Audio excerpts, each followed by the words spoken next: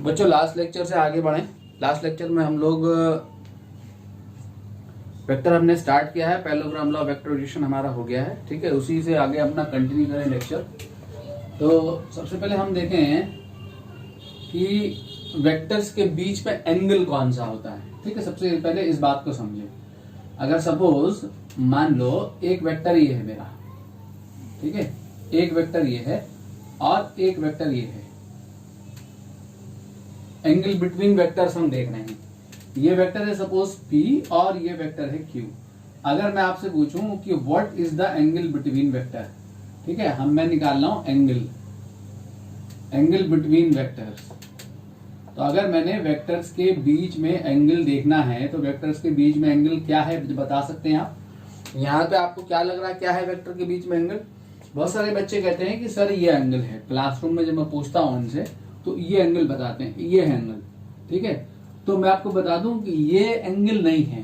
ठीक है, एंगल क्या होता है?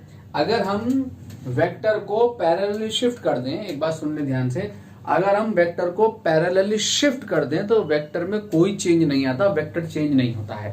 ठीक है, तो अगर मैं इस वेक्टर को पैरेलली कहीं भी शिफ्ट कर दूं, पैरेलली सच दैट इसकी लेंथ चेंज ना हो, डायरेक्शन चेंज ना हो, पैरेलली कहीं भी शिफ्ट किया जा सकता है। इस वेक्टर को उठा के यहाँ पैरेलली लगाया जा सकता है। तो पैरेलल शिफ्टिंग पे वेक्टर में कोई चेंज नहीं आता।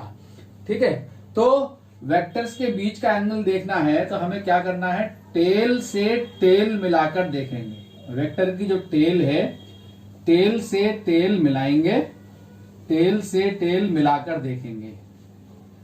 मिलाकर जो एंगल बनेगा वो होगा एंगल बिटवीन वेक्टर। ठीक है, क्या करना है? वेक्टर की टेल से टेल मिलानी है। तो टेल से टेल देखो, यहाँ पे ये हेड है, ये इस वेक्टर का टेल है। तो टेल टू टेल कैसे मिलेगी? इस वेक्टर को पैरेलली आगे शिफ्ट कर दो। अगर मैं इस वेक्टर को पैरेलली आगे शिफ्ट कर दूं तो यहाँ पे टेल मिल जाएगी। ठीक है, तो ये अगर यहां शिफ्ट हो जाए तो ये टेल मिल जाएगी। तो इन दोनों वेक्टर्स के बीच में ये एंगल है। This is the angle between vector, this is not the angle between vector. याद रखें, this is not the angle between vector, this is not the angle between vectors. कैसे पहचानेंगे? टेल से टेल मिलाएंगे बच्चों। टेल से tell मिलाने पे जो एंगल बनेगा वो होगा एंगल बिटवीन वेक्टर। ठीक है, अगर मान लो सपोज एक वेक्टर ये है मेरे पास और एक वेक्टर ये है मेरे पास, तो हमने इन दोनों वेक्टर्स के बीच का एंगल देखना। तो ये एंगल नहीं है, टेल से टेल मिलाओ। टेल से टेल कैसे मिलेगी? इस वेक्टर को पैरेलली आगे शिफ्ट कर दूं तो टेल मिल जाएगी यहाँ पे। तो यहीं पे दिखाना होता है, शिफ्ट नहीं करना होता है, माइंड में शिफ्ट करके देखना होता है। ठीक है, इसे शिफ्ट कर दिया, टेल से टेल मिल गई, ये हो गया एंगल बिटवीन वेक्टर। ठीक है, अगर मेरे पास ये वेक्टर है, मैं इन दो वेक्टर्स के बीच में एंगल देखना चाहता हूं, तो इन दो वेक्टर के बीच में एंगल देखने के लिए इसको पैरेलली आगे को शिफ्ट कर दो। पैरेलली आगे को शिफ्ट करा, ये आगे शिफ्टिंग। ठीक है, तो इन दोनों वेक्टर की टेल्स मिल गई, तो टेल मिलने पे ये आएगा एंगल बिटवीन वेक्टर। ठीक है, तो इन दोनों वेक्टर के बीच में एंगल देखना चाहते हो तो इसको पैरेलली शिफ्ट करके यहाँ ले आओ। इसके पैरेलली शिफ्टिंग करोगे इस वेक्टर को तो ये वेक्टर यहाँ ड्रॉ होगा। तो इन दोनों वेक्टर के बीच का एंगल ये रहा, इन दोनों वेक्टर के बीच का एंगल ये रहा। तो वेक्टर को पैरेलल, इस वेक्टर को एग्जैक्ट पैरेलल शिफ्टिंग करके, शिफ्टिंग देके यहां लगा दो, टेल टू टेल मिला दो, ये हो गया इन दोनों वेक्टर्स के बीच का एंगल। ठीक है, तो वेक्टर को अगर हम पैरेलली शिफ्ट करें तो वेक्टर में कोई चेंज नहीं आता, कोई तब्दीली नहीं आती। याद रखें, जब भी दो वेक्टर्स के बीच में हम एंगल देखेंगे तो क्या करेंगे? टेल टू टेल में लाएंगे। Now triangle law of vector addition. Triangle law, हमारा पैरेललोग्राम लॉ हो चुका है, अब हम ट्राइंगल लॉ देख रहे हैं। तो triangle law of vector addition क्या है बच्चों? सबसे पहले इस triangle law of vector addition को देखने के लिए क्या है, पैरेललोग्राम लॉ और ट्राइंगल लॉ दोनों हम एडिशन ऑफ टू वेक्टर्स पढ़ रहे हैं। दो वेक्टर को ऐड करने के लिए हमारे पास दो लॉज हैं, पैरेललोग्राम लॉ और ट्राइंगल लॉ। दो वेक्टर्स, ठीक है, एक दूसरे से किसी पर्टिकुलर एंगल पे ऐड कर रहे हैं, तो मैं ट्रायंगल लॉ से ऐड करूं या पैरेललोग्राम लॉ से ऐड करूं तो दोनों से एक ही रिजल्ट आएगा। याद रखना, ठीक है, दोनों अलग अलग लॉ कहने को अलग अलग हैं लेकिन दोनों एक ही हैं। ठीक है, कैसे हैं? दोनों से सेम रिजल्ट आएगा। आप ट्रायंगल लॉ लगाएं या पैरेललोग्राम लॉ लगाएं, सेम रिजल्ट। हमने क्या देखा था? हमने ये देखा था, सबसे पहले मैं पैरेललोग्राम देखूं, हमने क्या देखा था? अगर ये वेक्टर है P और ये वेक्टर है Q, ठीक है, इन दोनों के बीच का एंगल ये है थीटा। तो इन दोनों का रिजल्टेंट क्या था, अगर इन दो वेक्टर्स को मैं पैरेललोग्राम की दो एडजेसेंट साइड से रिप्रेजेंट कर दूं, तो इस पैरेललोग्राम का ये जो डायगोनल है, ये इन दोनों वेक्टर्स का रिजल्टेंट था। ठीक है, this R will be the resultant of P and Q। तो R हमें क्या मिला था, P प्लस Q मिला था। ठीक, अगर इसका मैग्नीट्यूड हमें पता था और इसका भी मैग्नीट्यूड हमें पता था, इन दोनों के बीच का एंगल अगर हमें मालूम है थीटा, तो इसका मैग्नीट्यूड कितना आएगा, √P² plus Q² plus 2PQ cos theta. ठीक है, और अगर ये रिजल्टिंग वेक्टर यहां से ये एंगल बना रहा है अल्फा, तो ये अल्फा कैसा आया था हमारा, tan alpha is equal to P को छोड़ दो, Q ले लो, Q sin theta upon P plus Q cos theta. ये हम देख चुके हैं, क्लियर, ठीक हो गया। अब ट्रायंगल लॉ क्या है, ये तो पैरेललोग्राम है। ट्रायंगल के लॉ कैसे क्या है, मैंने क्या कहा, अगर हम वेक्टर को पैरेलली शिफ्ट कर दें तो वेक्टर में कोई चेंज नहीं आता। ठीक, इन दोनों वेक्टर का रिजल्टेंट ये है, ध्यान से देखें, इन दोनों वेक्टर का रिजल्टेंट ये है। ठीक, और ये वाली साइड्स और ये वाली साइड्स पैरेलल है, तो इस वेक्टर को मैं पैरेलली शिफ्ट करके क्यू वेक्टर को यहां की जगह पे, यहां से हटा के इसकी जगह मैं यहां भी प्लेस कर सकता हूं।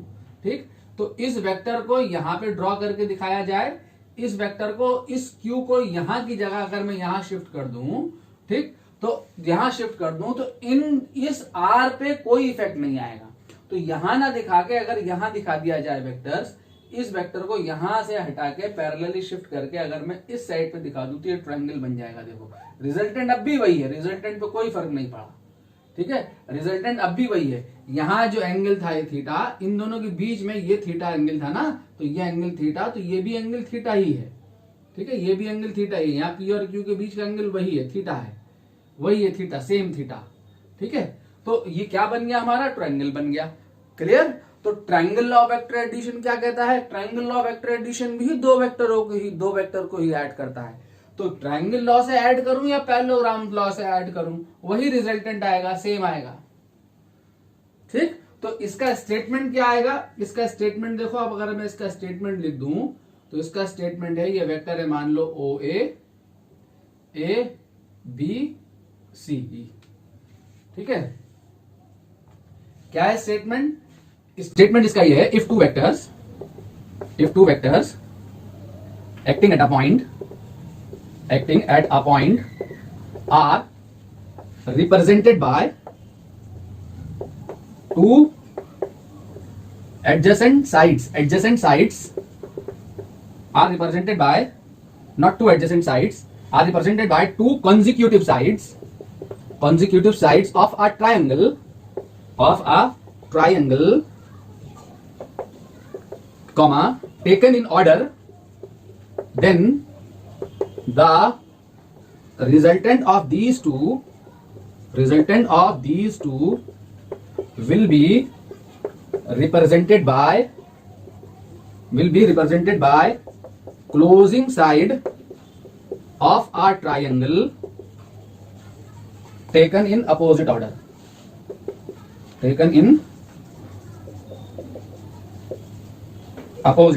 ठीक है। क्या मतलब है इस बात का, ये जो मैंने आपको लिखाया ट्रायंगल लॉ, क्या मतलब है, अगर दो वेक्टर्स को किसी ट्रायंगल की दो लगातार आने वाली साइड से एक ही ऑर्डर में रिप्रेजेंट कर रहे हैं, ठीक है, ऐसे गया P, ऐसे गया, सेम ऑर्डर है, तो इन दोनों का रिजल्टेंट सेम ऑर्डर, ठीक है, इस ट्रायंगल की क्लोजिंग साइड से दिया जाएगा। Closing side will be the resultant of these two taken in opposite order. अगर मैं यहां लगा दूं एरो तो ये सेम ऑर्डर में होगा तीनों वेक्टर, तो ये वाला वेक्टर इन दोनों का अपोजिट ऑर्डर में कैसे आएगा, ऐसे आ जाएगा, ठीक है, ये अपोजिट ऑर्डर हो गया। तो किसी भी ट्रायंगल में अपोजिट ऑर्डर वाला वेक्टर सेम ऑर्डर वाले वेक्टर का सम होता है, यानी R इज इक्वल टू जो है वो क्या आ जाएगा हमारा P प्लस Q।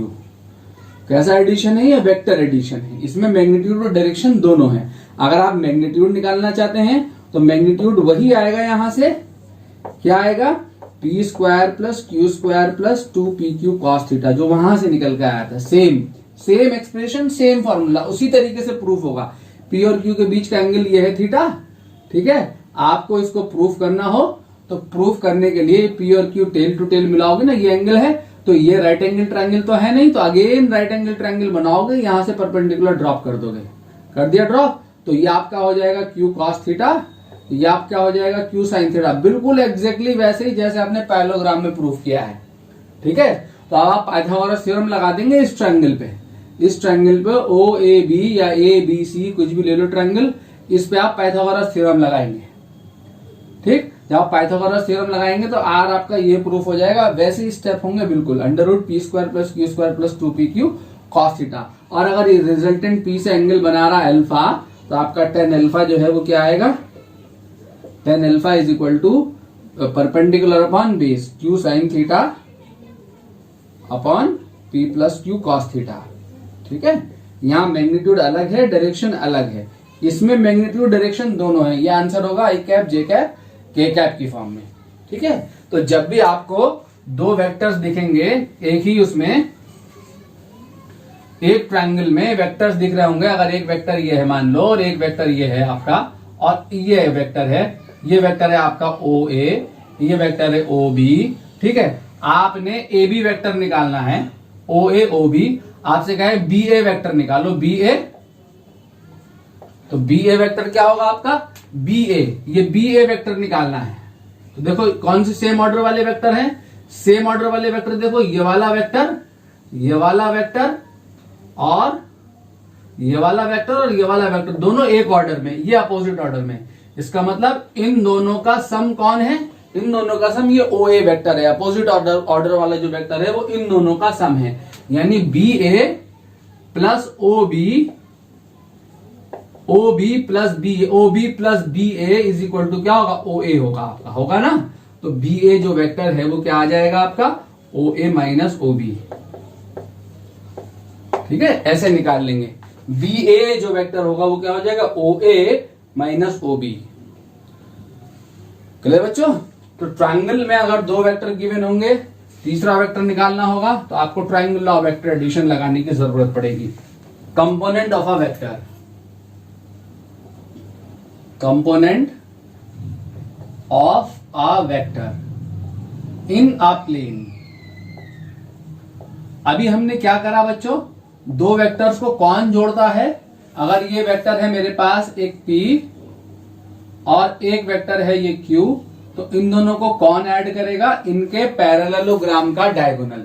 तो इनके जो पैरेललोग्राम का जो डायगोनल है वो इन दोनों वेक्टर का एडिशन है।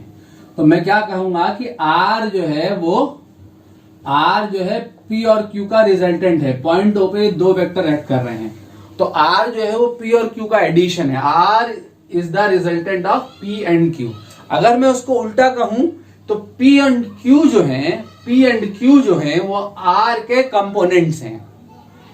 P एंड Q जो है R के क्या है, कंपोनेंट्स हैं।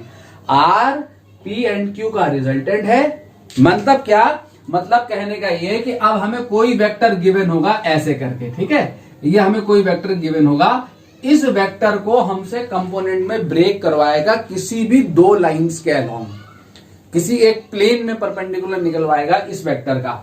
वो दो लाइंस कौन, कहीं भी ले लू मैं, एक लाइन उसने ऐसे ले ली और एक लाइन ऐसे दिखा दी उसने, कहा इन दोनों लाइंस के अलोंग इस वेक्टर को कंपोनेंट में तोड़ो। तो मैंने इस वेक्टर को कंपोनेंट में तोड़ना है इन दो लाइंस के अलोंग।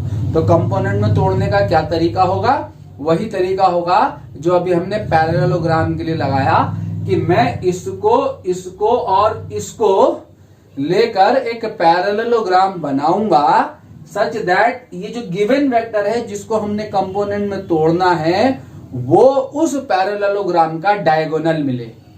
ठीक है, पैरेललोग्राम कैसे बनेगा, पैरेललोग्राम ऐसे बनेगा, इसके पैरेलल यहां से एक लाइन खींच दो, ये खींच दी, और इसके पैरेलल यहां से एक लाइन खींच दो, ये खींच दी, तो ये पैरेललोग्राम फॉर्म हो गया। तो ये वाला वेक्टर और ये वाला वेक्टर, ये दो वेक्टर का रिजल्टेंट है ये R। तो मैं ये कहूंगा कि ये वेक्टर और ये वेक्टर, ये दोनों वेक्टर, इसको मैं अगर P1 कह दूं और इसको अगर मैं Q1 कह दूं, तो P1 और Q1 जो है वो R के कंपोनेंट्स हैं। ठीक है, इसी वेक्टर को किसी और दो लाइंस के अलोंग भी तोड़ा जा सकता है। अगर वो आपसे कहे कि इस वेक्टर को इस लाइन के अलोंग, इस लाइन के अलोंग और इस लाइन के अलोंग ब्रेक करो, तो आप इस लाइन और इस लाइन के अलोंग भी ब्रेक कर सकते हैं। कैसे?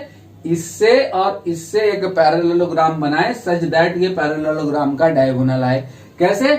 इसके पैरेलल यहां से एक लाइन खींच दे, ये खींच दिया आपने, तो ये आपको एक वेक्टर ये मिल गया, एक वेक्टर ये मिल गया और एक वेक्टर ये मिल गया।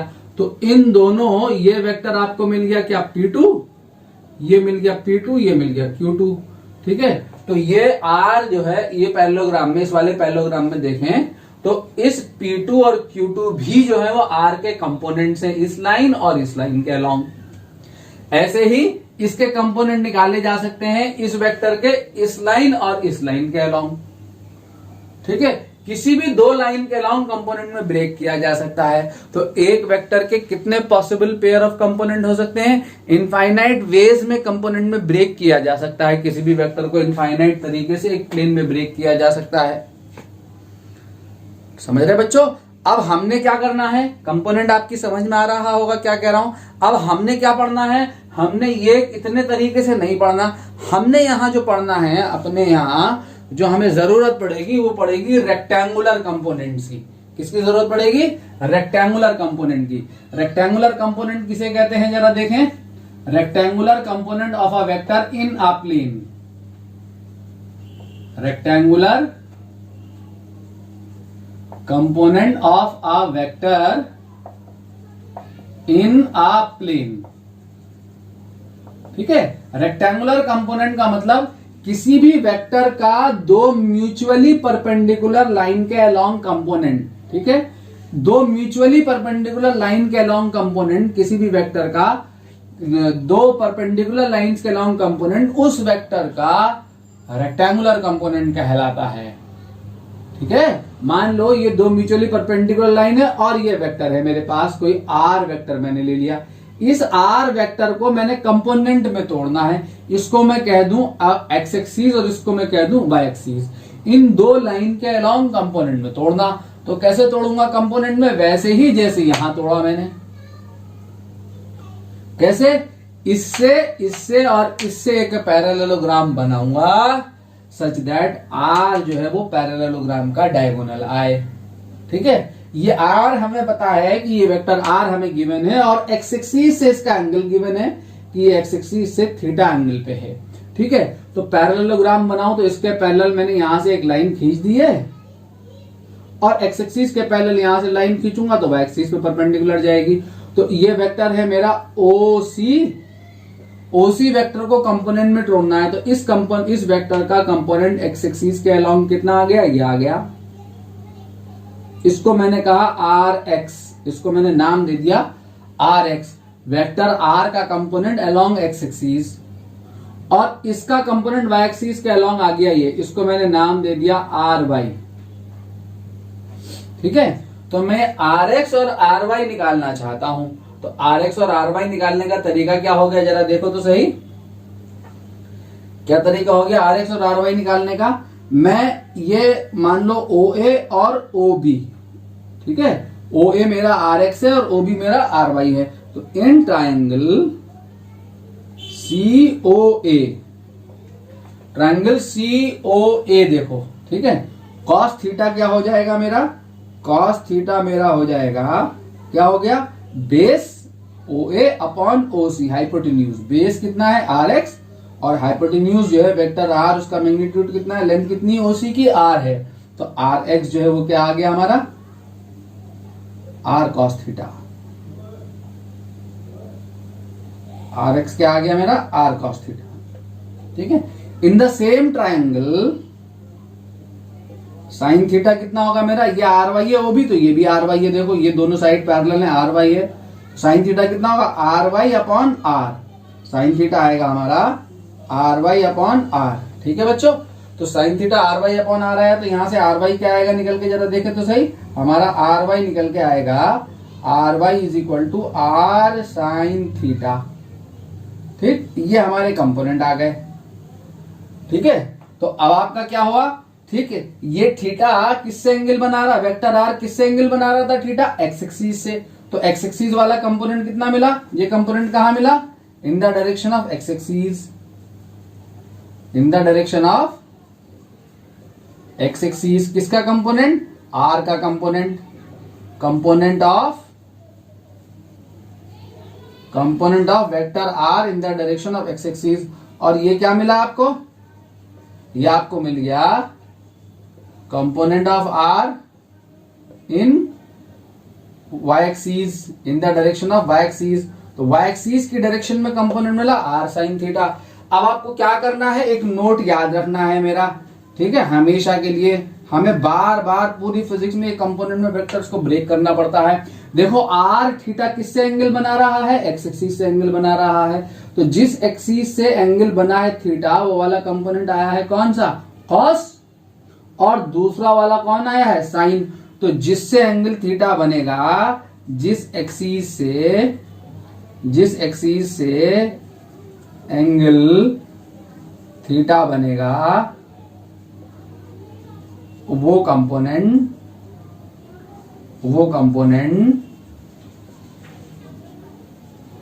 cos थीटा वाला होगा, cos थीटा होगा, एंड दूसरा वाला साइन थीटा होगा, दूसरा परपेंडिकुलर कंपोनेंट साइन थीटा होगा। बस ऐसे याद कर लें आप, जिस एक्सिस से एंगल थीटा बनेगा वो cos और दूसरा वाला साइन। ये ट्रायंगल वैंगल COA, OBC, BCD कुछ नहीं देखना, आपने ये देखना है दो म्यूचुअली परपेंडिकुलर एक्सिस में कोई पर्टिकुलर वेक्टर कौन सी वाली एक्सिस से एंगल बना रहा है थीटा। तो जिससे थीटा बना वो cos, दूसरा वाला साइन। ठीक है, अब इस पे मैं अभी वापस लौट के आता हूं। ठीक है, अब मुझे अगर वेक्टर r गिवन है तो ये आपको याद हो गया, जिससे एंगल थीटा बना cos, दूसरा वाला साइन। ठीक है, अब मैं लौट के आता हूं इस पे वापस, क्या कि अगर हमें r गिवन है और थीटा गिवन है तो हम कंपोनेंट निकाल सकते हैं rx और ry। अगर हमें rx और ry दे दे, rx और ry दे दे, तो हम रिजल्टेंट r और थीटा निकाल सकते हैं। कैसे, पैरेललोग्राम लॉ, वेक्टर एडिशन लगा के।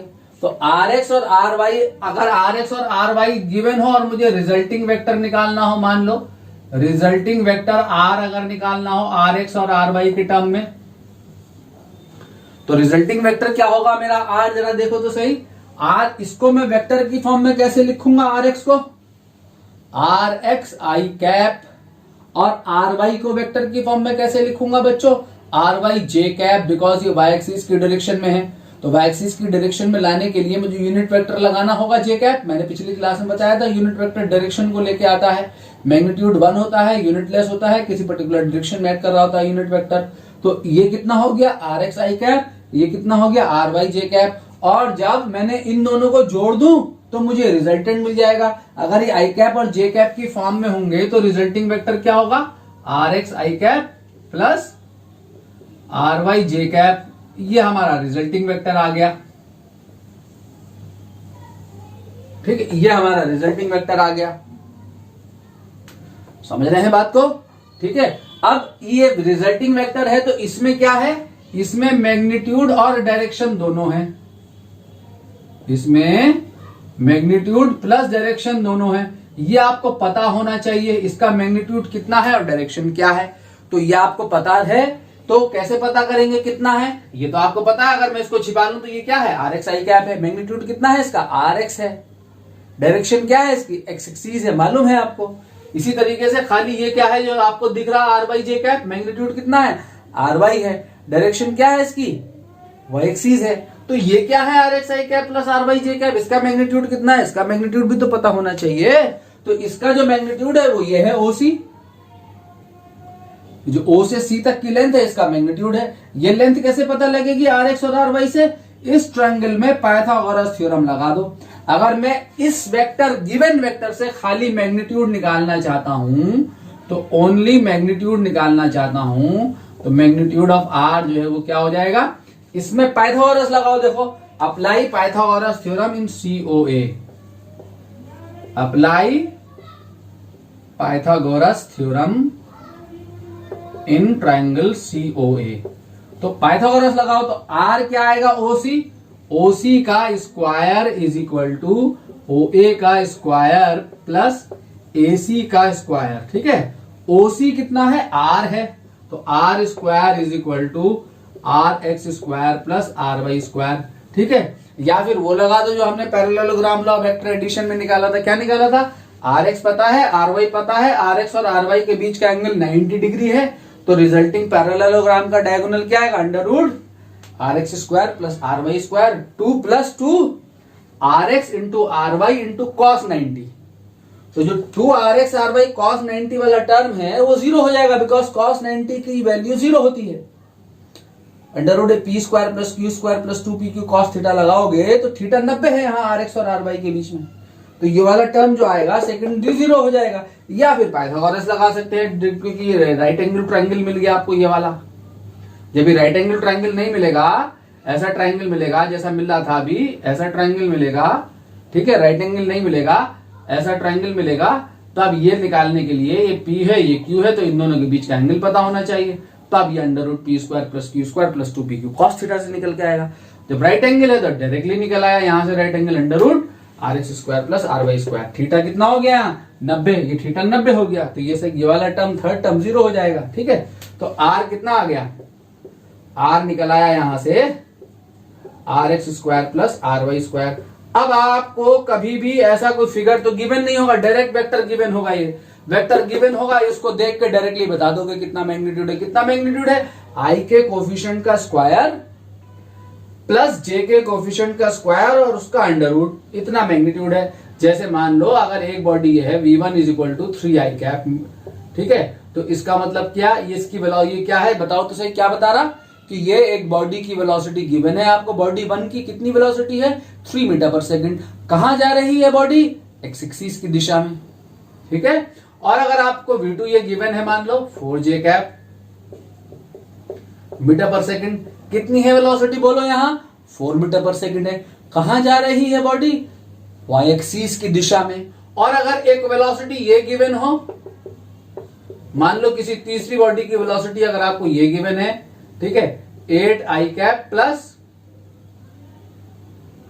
6j कैप, अगर ये गिवन है मान लो, ठीक है। अब आपको ये वेलोसिटी कितनी है ये पता करना है, तो ये पता करने के लिए क्या, जो अगर वेक्टर है आपके पास R X I cap plus are Y J cap, तो उसका मैग्नीट्यूड कितना है, आई के कोफिशिएंट का स्क्वायर प्लस जे के कोफिशिएंट का स्क्वायर। तो यहाँ पे ये वेलोसिटी कितनी है, ये वेलोसिटी अंडर रूट 8 का स्क्वायर प्लस 6 का square which is equal to 64 प्लस 36 100 इज इक्वल टू 10 मीटर पर सेकंड। तो ये वेक्टर आपको क्या बता रहा है, v3 वेक्टर, कि एक बॉडी जो कि कितनी वेलोसिटी से चल रही है, कितनी वेलोसिटी से, 10 मीटर पर सेकंड से चल रही है। 8i cap plus 6j cap metre पर सेकंड, क्या इसका मैग्नीट्यूड कितना है, 10 मीटर पर सेकंड। ये वेक्टर मैग्नीट्यूड डायरेक्शन दोनों को बता रहा, मैग्नीट्यूड ये निकाल लिया। अब आपको डायरेक्शन निकालनी है मान लो, ठीक है। तो डायरेक्शन निकालें, तो डायरेक्शन ऑफ आर देखो यहां से, इसमें मैग्नीट्यूड और डायरेक्शन दोनों है, इसमें मैग्नीट्यूड और डायरेक्शन दोनों है। अब इसमें से मैंने खाली मैग्नीट्यूड ऐसे निकाल दिया, अब इसी में से डायरेक्शन निकालनी, डायरेक्शन ऑफ आर कैसे निकलेगी डायरेक्शन, इसका फिगर ये है, तो यहां पे ये है डायरेक्शन थीटा। तो लेट आर मेक्स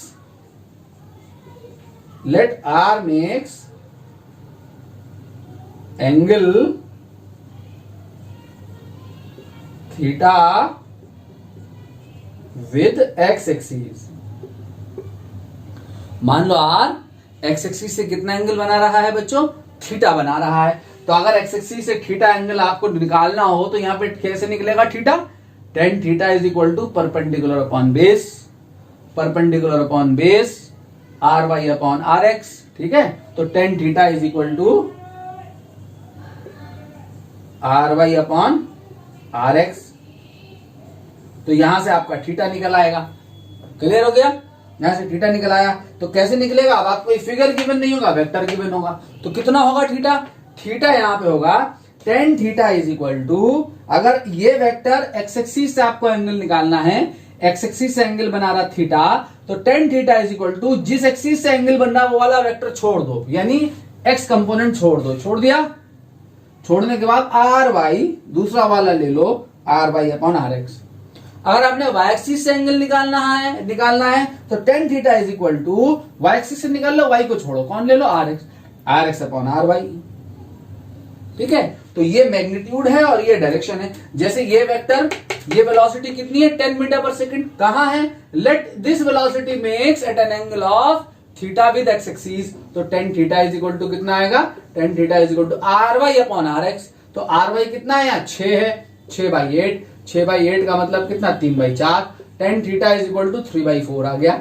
और tan theta is equal to 3/4 क्या होता है पता है आपको, पहले डिस्कस कर चुका हूं।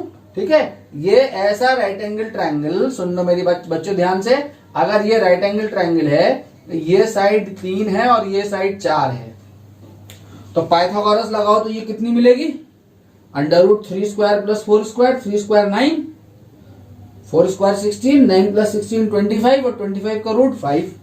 तो एक ऐसा राइट एंगल ट्रायंगल जिसकी साइड्स 3, 4, 5 होती हैं, एक ऐसा राइट एंगल ट्रायंगल जिसकी साइड्स 3, 4, 5 होती हैं, उसमें 3 के सामने वाला ये वाला एंगल 37 डिग्री का होता है, लगभग 37.1 डिग्री होता है, 37 ले लेते हैं, उसमें 3 के सामने वाला एंगल 37 डिग्री का होता है। 3, 4, 5 वाला राइट एंगल ट्रायंगल के 3 के सामने वाला एंगल 37 डिग्री का होता है। बार बार फिजिक्स में आएगा हमारे, ये 90, तो इन दोनों का सम 90, तो ये 53 आ गया, फिर 53 प्लस 37 करोगे 90 आएगा। 4 के सामने 53, 3 के सामने 37। अब आप इस ट्रायंगल को आपने याद रखना है, याद रखो, ये ट्रायंगल अब हमारे सामने बार बार आता रहेगा, इसको याद रखना है।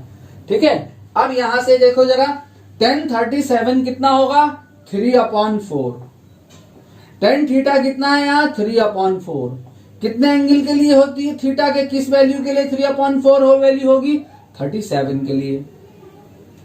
ठीक है, tan 37 3/4, तो थीटा यहाँ कितना आ गया, थीटा यहाँ आ गया 37 डिग्री, यानी क्या मतलब, किसके साथ आया थीटा, विद एक्स एक्सिस, मैंने एक्स एक्सिस से एंगल निकाला है। तो ये वेलोसिटी क्या बता रही है, ये 8i cap plus 6j cap आपको ये बता रहा है कि एक बॉडी 10 मीटर पर सेकंड से एक्स एक्सिस से 37 डिग्री के एंगल पे जो लाइन है उस लाइन के अलोंग मूव कर रही है, कितनी वेलोसिटी से, 10 मीटर पर सेकंड से, ये मुझे ये बता रहा है। ठीक है, तो हमने वेक्टर को एक्स एक्सिस के अलोंग लोकेट करना सीखा, वाई एक्सिस के अलोंग लोकेट करना सीखा, जेड एक्सिस के अलोंग लोकेट करना सीखा, किसी प्लेन में लोकेट करना सीखा। खाली 3 डायरेक्शन थोड़ी है बच्चों, ये अगर ये एक्स प्लेन है या वाई प्लेन है तो आपके पास इनफाइनाइट डायरेक्शन है एक प्लेन में, ये भी एक डायरेक्शन है, ये भी एक डायरेक्शन है, ये भी एक डायरेक्शन है, ऐसे इनफाइनाइट डायरेक्शन है आपकी एक प्लेन में। बॉडी इस लाइन के अलोंग जा रही है तो आपको ये एंगल बताना होगा थीटा की एक्स एक्सिस से कितने एंगल पे जा रही है। ठीक है, जब एक्स वाई डायरेक्शन में बॉडी ना चल के किसी एंगल पे चल रही होगी तो आई कैप जे कैप दोनों आएंगे, तभी एक्स वाई प्लेन में बॉडी मूव कर रही है। समझ रहे मेरी बात को, क्या कहा मैंने।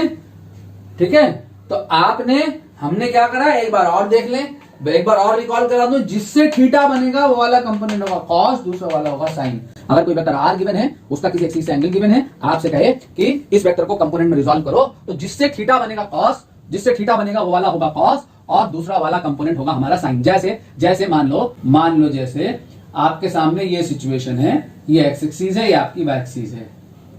ठीक है, उसने कहा ये वेक्टर है, इसको कंपोनेंट में तोड़ना आपने, ये आपका है, ये एंगल दिया हुआ थीटा, ये आपको एंगल दिया हुआ थीटा।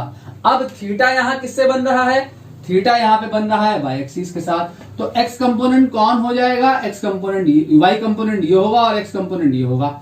ठीक है, तो ये आपका एक्स कंपोनेंट है और ये आपका वाई कंपोनेंट है, तो आर एक्स कितना होगा आपका, आर साइन थीटा हो जाएगा अब, और आर वाई कौन होगा आपका, आर कॉस थीटा हो जाएगा, जिससे थीटा बनेगा वो कॉस, थीटा वाई के साथ बना वाई एक्सिस के, तो आर वाई हो गया कॉस, दूसरा वाला हो गया साइन थीटा।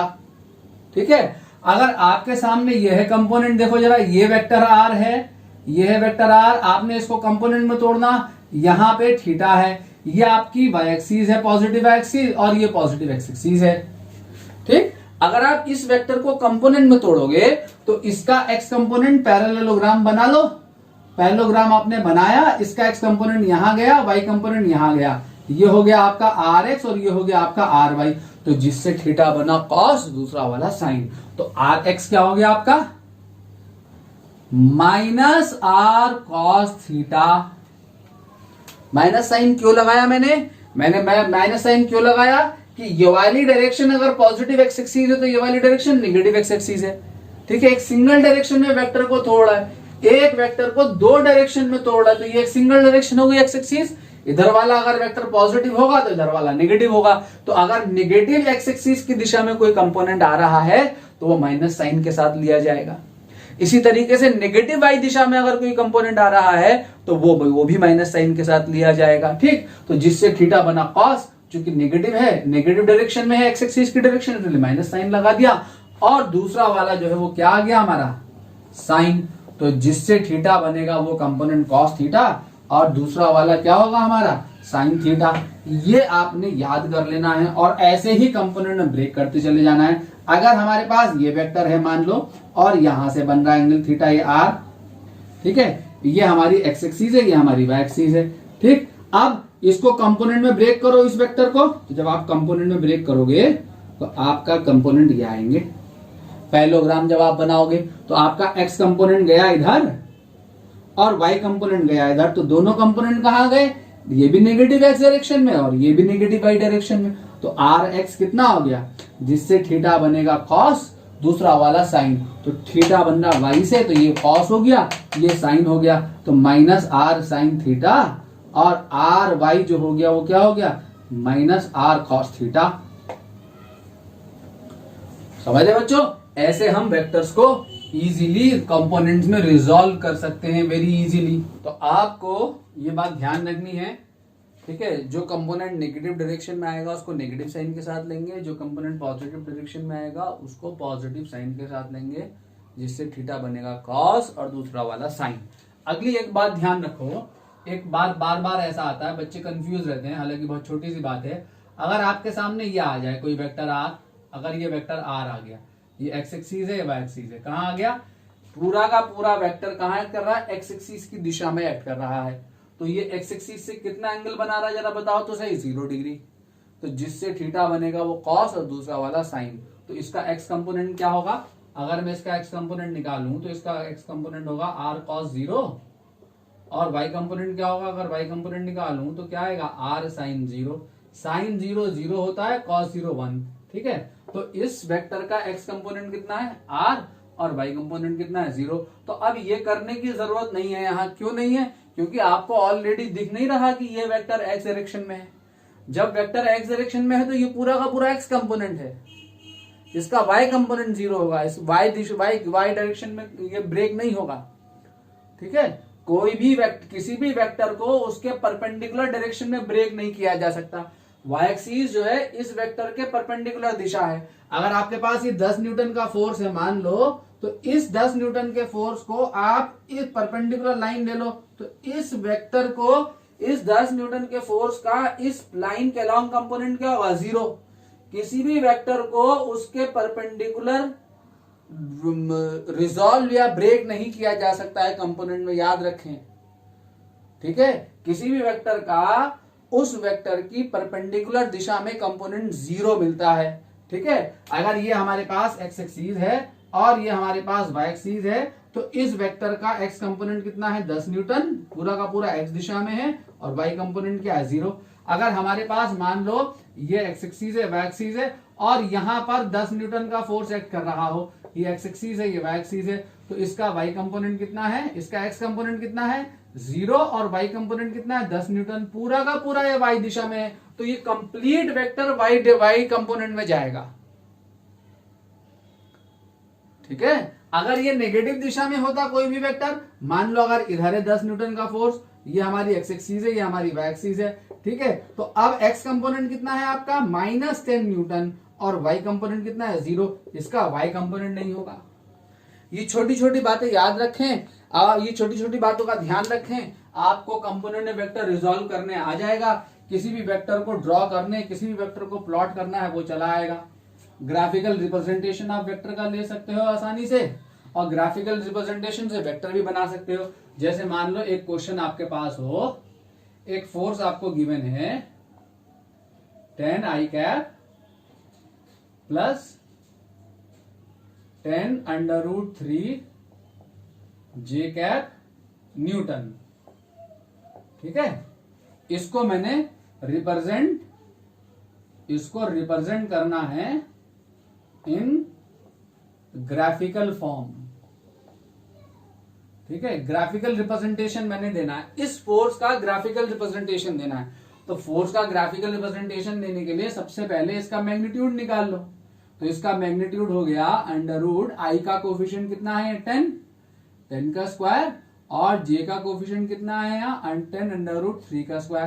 तो 10 का स्क्वायर रूट से बाहर आके 10 आ गया। ठीक है, यहाँ पे 1 बचा और यहाँ पे रूट 3 का स्क्वायर 3 बचा, 3 + 1 4 और रूट 4 हो गया 2। तो फोर्स जो है कितने न्यूटन का है 20 न्यूटन का फोर्स है। तो ये क्या बता रहा है, ये 10 आई कैप 10 रूट 3 जे कैप क्या बता रहा है कि ये 20 न्यूटन का फोर्स है। कहाँ एक्ट कर रहा है, अगर एक्स एक्सिस से थीटा डिग्री के एंगल पे एक्ट कर रहा है, एक्स एक्सिस से निकाल रहा हूं, एक्स एक्सिस वाई एक्सिस से, एक्स एक्सिस से किसी से भी निकाल सकते हो। अगर एक्स एक्सिस से थीटा डिग्री के एंगल पे एक्ट कर रहा है, ठीक है, तो एक्स कंपोनेंट छोड़ो, वाई कंपोनेंट उठा लो। तो वाई कंपोनेंट आपने उठा लिया 10 under root 3 upon x component 10 से 10 कट गया, तो 10 theta is equal to under root 3। तो थीटा जो है वो कितना आया आपका 60 डिग्री। तो आपको ये क्या बता रहा है, किसके साथ एंगल आया, विद एक्स एक्सिस। अब आप इसका ग्राफिकल रिप्रेजेंटेशन ले सकते हो इजीली। क्या है ग्राफिकल रिप्रेजेंटेशन, ग्राफिकल रिप्रेजेंटेशन ये हो गया, आपने ये एक एक्स एक्सिस प्लॉट करी, ये वाई एक्सिस प्लॉट करी, एक्स एक्सिस से 60 डिग्री के एंगल पे कितने न्यूटन का फोर्स 20 न्यूटन का फोर्स एक्स एक्सिस से 60 डिग्री के एंगल पे एक्ट कर रहा है। ये आपने दिखा दिया 20 न्यूटन इसके ऊपर लिख दिया, और ये एंगल सॉरी एक्स एक्सिस से 60 डिग्री का एंगल वाई एक्सिस से नहीं है, तो आपने ये 20 न्यूटन का फोर्स दिखा दिया। ठीक है, ये आपने 20 न्यूटन का फोर्स दिखा दिया ये, और यहां एक्स एक्सिस से आपने एंगल मेंशन कर दिया 60 डिग्री। ठीक है, F is equal to 20 newton का फोर्स जो कि एक्स एक्सिस से कितने डिग्री का एंगल पे एक्ट कर रहा है 60 डिग्री का एंगल पे एक्ट कर रहा है। तो किसी भी वेक्टर को आपने प्लॉट करना हो आसानी से प्लॉट कर सकते हो इजीली। ठीक है, अगर आपके सामने ऐसी सिचुएशन हो, मान लो आपके सामने ऐसी सिचुएशन हो, क्या हो कि F जो है आपका F इज इक्वल टू क्या आएगा 10 आई कैप माइनस 10 अंडर रूट 3 जे कैप। ठीक, तो इसका मैग्नीट्यूड निकालोगे, इसको ग्राफिकली रिप्रेजेंट करना है, तो मैग्नीट्यूड वही आएगा 10 का होल स्क्वायर करो, और यहां प्लस माइनस 10 अंडर रूट 3 का होल स्क्वायर करो। ठीक है, तो नेगेटिव नंबर का होल स्क्वायर भी सेम ही वैल्यू मिलती है। तो आपके पास क्या है 20 न्यूटन है। अब ये फोर्स कहां होगा, तो देखो ये वाला कंपोनेंट तो पॉजिटिव एक्स डायरेक्शन में है। जब आप यहां से एक्स एक्सिस से एंगल निकालोगे तो tan थीटा जो है वो कितना आएगा, tan थीटा आएगा, एक्स एक्सिस से निकालना एंगल तो एक्स कंपोनेंट छोड़ दिया, ये ले लिया, ये कितना है y component 10 under root 3 upon 10। तो tan थीटा कितना आया आपका, tan थीटा आ गया आपका माइनस अंडर रूट 3। ठीक है, माइनस अंडर रूट 3 आया। कहां आएगा ये कंपोनेंट, ये कंपोनेंट कहां आएगा, tan 180 माइनस थीटा कौन से क्वाड्र में जाता है बच्चों। ठीक है, 10 माइनस अंडर रूट 3 जो है आपको 2 क्वाड्र में मिलेगा tan थीटा, 2 क्वाड्र में tan थीटा नेगेटिव मिलेगा, याद रखना। कौन से 2 क्वाड्रेंट, 2 क्वाड्रेंट कौन से, यहां पे cos थीटा होता है और यहां पे sin थीटा होता है। तो cos और sin दोनों तो यहां पॉजिटिव होते हैं। ठीक है, एक्स एक्सिस पे cos थीटा प्लॉट किया, वाई एक्सिस पे sin थीटा प्लॉट किया, तो cos और sin तो दोनों पॉजिटिव है इस क्वाड्रेंट में। इस क्वाड्रेंट में cos नेगेटिव sin पॉजिटिव, और tan थीटा क्या होता है, tan थीटा होता है sin theta upon cos theta. तो sin theta upon cos theta करोगे तो एक तो इस क्वाड्रेंट में नेगेटिव मिलेगा। ठीक, यहां पे cos भी नेगेटिव sin भी नेगेटिव, दोनों नेगेटिव। ठीक है, और tan theta sin theta upon cos theta करोगे तो नेगेटिव अपॉन नेगेटिव पॉजिटिव। तो tan थीटा इस क्वाड्रेंट में और इस क्वाड्रेंट में तो पॉजिटिव होता है। ठीक है, ये tan थीटा मिला ना माइनस अंडर रूट 3, cos यहाँ पे तो पॉजिटिव है बट sin यहाँ नेगेटिव है। तो दो जो आपका theta cos theta tan theta जो नेगेटिव मिलेगा इस क्वाड्रेंट में और इस क्वाड्रेंट में, 2 जगह मिलेगा। तो आपका जो आंसर आएगा, जो आपका जो एंगल आएगा, एंगल इसमें आएगा और इसमें आएगा। ठीक है, तो क्या आएगा एंगल, जरा देखें तो सही। इसको अगर हमें प्लॉट करना है तो आपकी स्थिति क्या है, कहां होगा वेक्टर, कि इस क्वाड्रेंट में है या इस क्वाड्रेंट में है, आपको ये देख के पता लगेगा। आई कैप कहां है, पॉजिटिव डायरेक्शन में, और जे कैप कहां है, नेगेटिव डायरेक्शन में। देखो -10√3, तो आई कैप आपका, ये आपकी एक्स एक्सिस है, ये वाई एक्सिस है, तो आई कैप आपका इधर है 10 आई कैप, ये 10 आई कैप वेक्टर है, और 10√3 जे कैप वेक्टर आपका यहां है, ये 10√3 जे कैप वेक्टर है, ये है। इन दोनों के पैरेललोग्राम का जो डायगोनल है वो आपका ये वेक्टर एफ है, 20 न्यूटन का फोर्स। यानी ये वाला जो एंगल है आपका, ये -60 डिग्री, या ऐसे घूम जाओ, ये एंगल है आपका,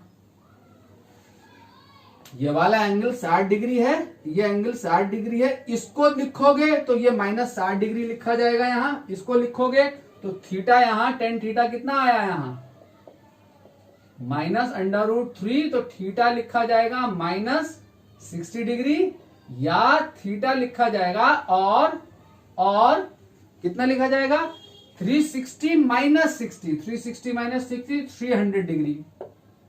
ठीक है, तो ये वाला एंगल आएगा 300 डिग्री। अब कौन सा एंगल दिया जाता है, ये एंगल हमेशा एंटी क्लॉकवाइज एंगल दिया जाता है, याद रखो।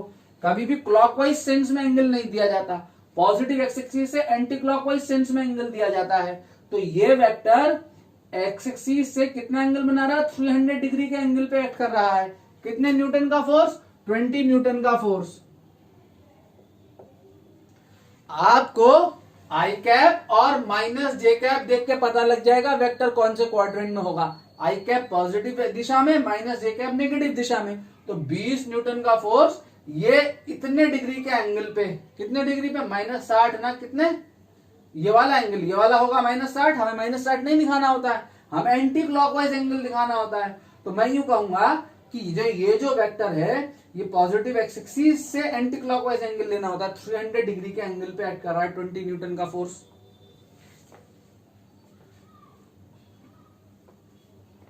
ठीक है बच्चों, ऐसे दिखाना होता है एंटी क्लॉकवाइज। क्लियर। अब अगर हमसे ये कहता है, इसी तरीके से अगर वेक्टर का आगे, इसी में आगे डिस्कशन में अगर आपको ये वेक्टर दे दे, मान लो आपसे कहे कि ये वेलोसिटी है v = 20 मीटर पर सेकंड वेलोसिटी है। ठीक है, कितने डिग्री के एंगल पे, 37 डिग्री के एंगल पे, किससे, एक्स एक्सिस से। इसको वेक्टर की फॉर्म में लिखो, रिप्रेजेंट करना उसको वेक्टर की फॉर्म में। तो वेक्टर की फॉर्म में रिप्रेजेंट करने के लिए इसका एक्स कंपोनेंट याद रखो, इसका एक्स कंपोनेंट इधर जाएगा और वाई कंपोनेंट इधर जाएगा, दोनों पॉजिटिव दिशा में आ गए। तो जिससे थीटा बना वो वाला कॉस और दूसरा वाला साइन। ठीक है, तो इसका कंपोनेंट लोगे तो ये आएगा vx i cap plus vy j cap, ये आएगा। ठीक, तो इसका x कंपोनेंट कितना है, जिससे थीटा बना कॉस, तो थीटा एक्स एक्सिस से बना, ये वेलोसिटी है 20, तो vx हो गया 20 cos 37। देखो वेक्टर को लिखना सीख लो, बहुत आसान है। और y कंपोनेंट vy जो हो गया, ये vy, ये vx, और vy जो हो गया वो हो गया 20 sin 37। तो बच्चों ये वाला जो कंपोनेंट आएगा आपका, जिससे y एक्सिस के साथ, ये क्या है, 20 sin 37 j कैप। अब आपको मैंने बताया अभी क्या बताया, याद करें कि ये ट्रायंगल है हमारा 3 4 5, तो 3 के सामने वाला एंगल 37 डिग्री का है। ठीक है, ये ट्रायंगल बना लेना हमेशा। तो अब आपका cos 37 की वैल्यू रखो यहाँ, cos 37 बेस अपॉन हाइपोटेन्यूज 4/5। ठीक है, आई कैप प्लस sin 37 रखो यहाँ, sin 37 परपेंडिकुलर अपॉन हाइपोटेन्यूज 3/5 जे कैप। ठीक है, 5 4 20, तो 16 आई कैप प्लस 5 4 20, 4 3 12 जे कैप। इतना मीटर पर सेकंड।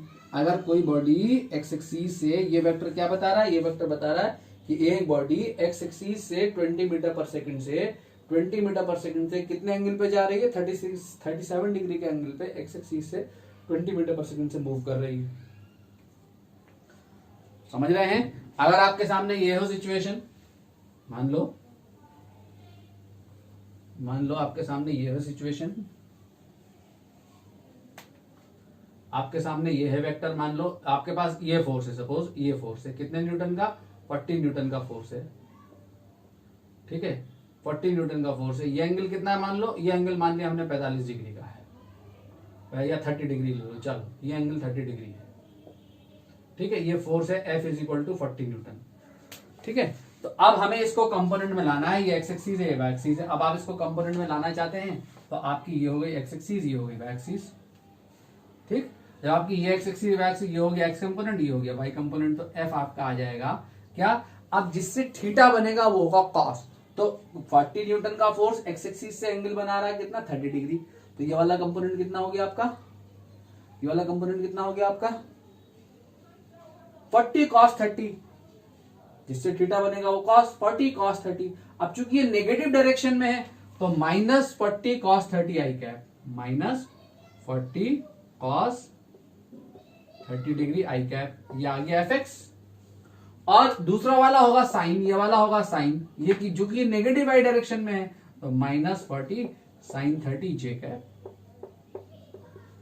ठीक है। तो आपका f जो आया वो कितना आ गया, -40 इंटू कॉस 30 कितना होता है √3/2 आई कैप, और ये कितना हो गया साइन 30 कितना होता है 1/2 जे कैप। तो अब आपका ये आ गया -20 √3 आई कैप -20 जे कैप, ठीक है। इतने न्यूटन का फोर्स आ गया, ठीक है। मैथमेटिकल टूल्स में बच्चों जो लोग बायोलॉजी वाले हैं उनको कौन से क्वाड में sine theta cos theta tan theta positive negative होते हैं, ठीक है। Trigonometric ratios of allied angles जो आप पढ़ते हैं, tan 180 minus theta, tan 180 plus theta, sine 190 plus theta, 90 minus theta, maths वाले बच्चों ने ट्रिग्नोमेट्री में पढ़ लिया होगा। बट बायोलॉजी के बच्चे जो है हमारे पास, ठीक है, उन्होंने नहीं पढ़ा है। मैंने मैथमेटिकल टूल्स में ये लेक्चर नहीं किया है अभी, तो एक दिन में ये लेक्चर बना के आपको ये सब चीजें करा दूंगा, थोड़ा आप कंफर्टेबल हो जाओगे बायोलॉजी वाले, ठीक है। मैथ्स वालों ने कर लिया होगा, ट्रिग्नोमेट्री में मुस्तफा सर ने करा दिया है, आप फ्रिक्वेंट हो गए होंगे, बायो वालों को दिक्कत आ रही होगी, वो मैं हल करा दूंगा, है वो मेरी जिम्मेदारी है। एक लेक्चर में बना के आपको पोस्ट कर दूंगा, फिर आपको कभी परेशानी नहीं आएगी। तो आप ऐसे वेक्टर को ऐसे प्लॉट कर सकते हैं, ग्राफिकल रिप्रेजेंट, इसका ग्राफिकल रिप्रेजेंटेशन दिखा सकते हैं, ग्राफिकल रिप्रेजेंटेशन से वेक्टर फॉर्म में वेक्टर्स को ला सकते हैं, इस वेक्टर फॉर्म से वेक्टर का मैग्नीट्यूड एंड डायरेक्शन बता सकते हैं, ठीक है। आप सब कुछ कर सकते हैं, ये मैंने सिखाया है आपको। अगली क्लास में हम यहाँ से कंटिन्यू करेंगे, addition of more than 2 vectors पढ़ेंगे, ठीक है, कंपोनेंट मेथड लगा के and polygon law vector addition लगा के। ओके।